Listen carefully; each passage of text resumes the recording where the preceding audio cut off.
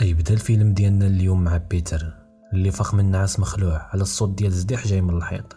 خاف وعيط على امه اللي جات وهداتو وقالت ليه ما تخافش، راه ما كاين والو غير كيتخيل ليك.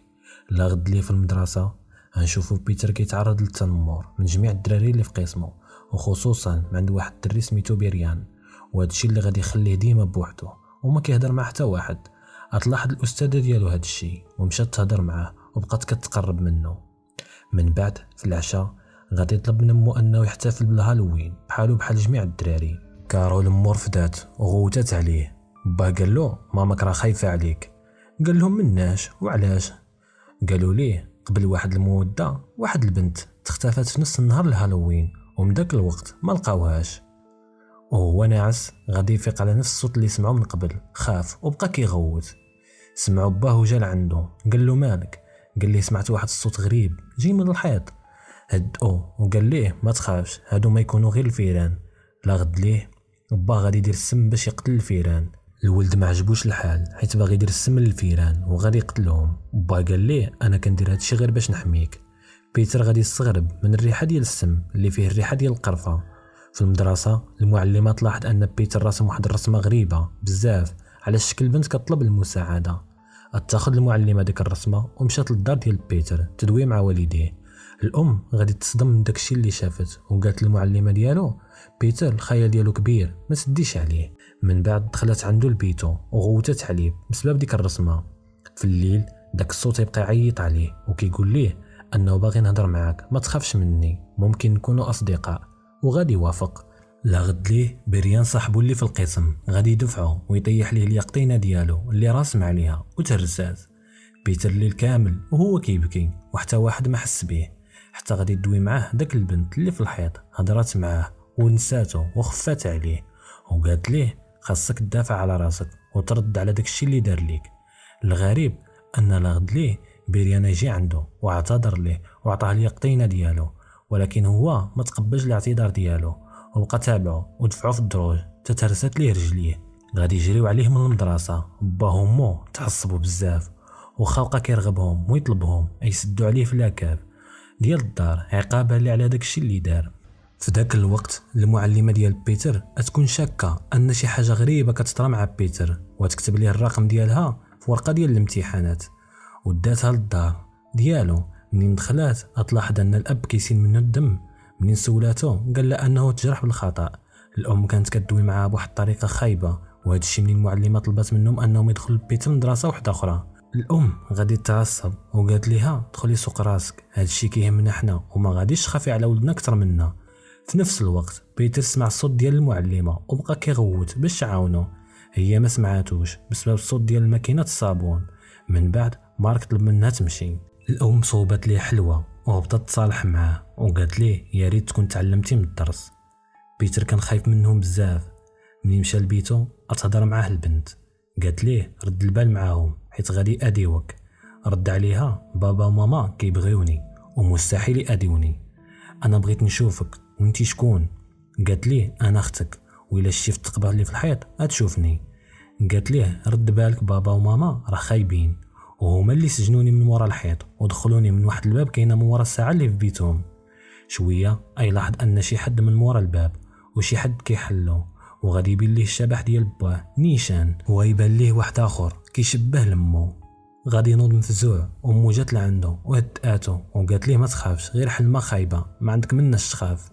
هيجي الليل والبنت بقات كتهضر معاه وتتقول ليه بابا وماما كيكرهوني ومنين غادي يطلع ليهم في راسهم يديروا لك ما داروا لي وممكن يقتلونا، وإلا ما متيقنيش سير شوف اش مدفون في الجرده ديال الدار. تاني يوم غادي يقرر يقلب ويحفر في الجرده والمفاجاه يلقى جمجمه بشريه وغادي يتاكد ان كلام ديال اختو بصح. من تشوف امو قال لها واش ممكن ناخذ هاد اليقطينه ونرسم عليها. منين مشى لبيتو قال لختو كلامك صحيح.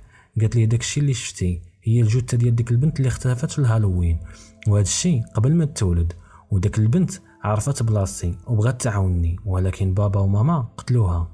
قال لها ما تخافيش انا نخرجك من تما ونبقاو اسره سعيده انا وياك، ولكن قبل خاصنا نطلبوا المساعده من المعلمه ديفاين. وعيط عليها قال لها عاونيني راني خايف.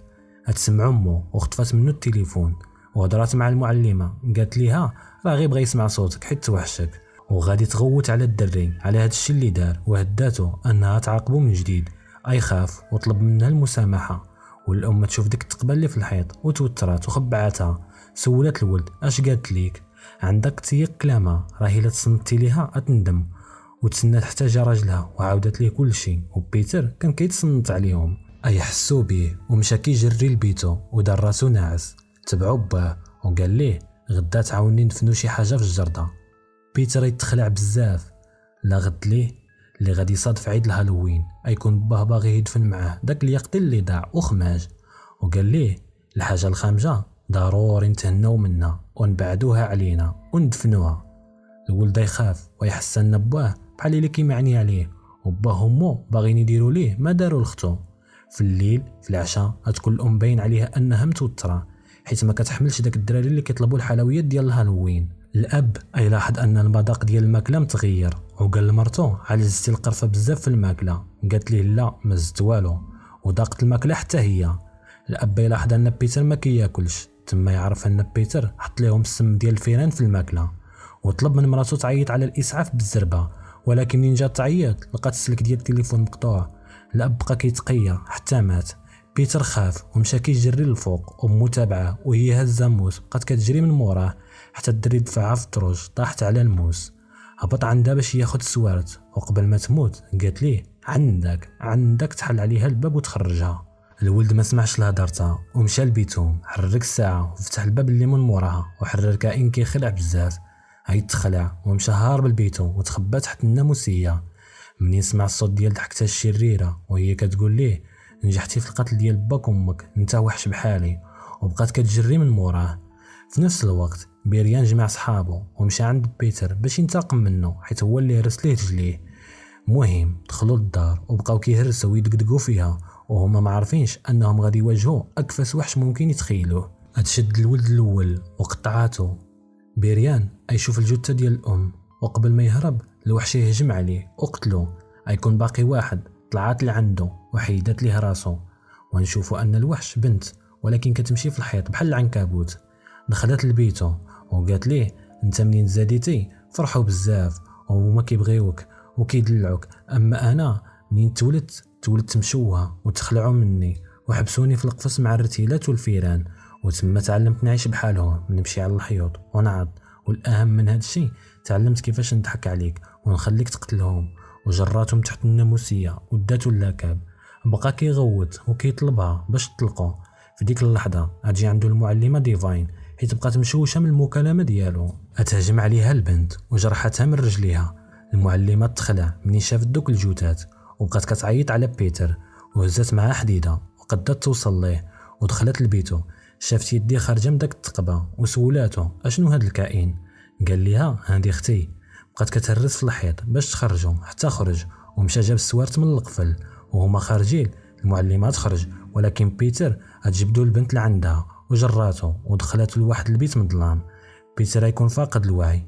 منين يفيق يلقى راسو في واحد الحفره كبيره، يكون خايف بزاف ويلقى واحد النونوس حداه ومكتوب عليه ساره. شويه تفتح الباب وتنزل منه البنت وقربت منه، يكون الشكل ديالها كيخلع. قال لها بيتر مالك دايره هكا؟ قالت ليه ماشي الدراري كاملين بحالك، وانها تولدت هكا وما كاين حتى شي واحد كيبغي هاد الوحش. في نفس اللحظه المعلمه نزلت للاكاب وقالت ليها الا قصتي في بيتر انقتلك. ما اهتمتش للتهديد ديالها وهجمت عليها، وقبل ما غادي تقتلها بيتر يستخدم شعرها اللي طويل وبقى جرها حتى قد يحبسها في حفره في وسط الاكاب. وفي الاخر المشهد اختو قالت ليه انا نبقى ديما تابعك ونعيشك في الرعب ونخلي حياتك جحيم. وبصح الولد يبقى يتخيلها في اي بلاصه. وهذا الشيء غادي يعلمنا اننا نسمعوا الكلام ديال والدينا، وبالنسبه للاباء يعدلوا بين ولادهم. وهنا الخوت سال الفيلم ديالنا، وإلا عجبكم ما تنساوش جيم وشي تعليق كيف ما كان، واشتركوا الا باقيين ما مشتركينش، ونتلاقاو في ملخص جديد ان شاء الله.